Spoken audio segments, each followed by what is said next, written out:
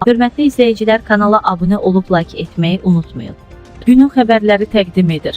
Bakıda itkin düşən 3 yeniyetmə qızdan ikisinin axtarışları davam edir. Yasamal rayonun İnşaatçılar metro stansiyası yaxınlığında itkin düşən qızların yerinin hələ də müəyyənləşdirilmədiyi bildirilir. Günün xəbərləri xəbər verir ki, Baku TV-yə açıqlama verən valideynlərdən biri qızının şəhərə gəzmək üçün ondan icazə alıb getdiyini deyib. Valideynin sözlərinə görə qızı və rəfiqəsi yola çıxdıqdan sonra onlardan şəkil və mesajlar gəlməyə başlayıb, amma daha sonra əlaqə kəsilib. Qızlardan birinin valideyni bildirib ki, Əli adlı şəxs qızları axtardığını bildirərək onlarla əlaqə saxlamağa çalışıb.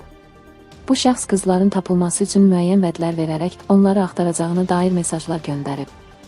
Əli adlı şəxsin qızları axtardığına dair verilən məlumatlar şübhəli hesab edilib və onun hərəkətləri araşdırılır. Atəş adlı bir oğlan bir qızı rayona, digərini isə Dubaya aparmaq istədiyini bildirmişdi. Ofeliya isə bu prosesə qarşı çıxıb və hazırda Kəmalə adlı bir qızın evində qalır, deyə Əli bildirib. Daxili İşlər Nazirliyinin məlumatına görə itkin düşən qızların tapılması üçün intensiv axtarış işləri aparılır.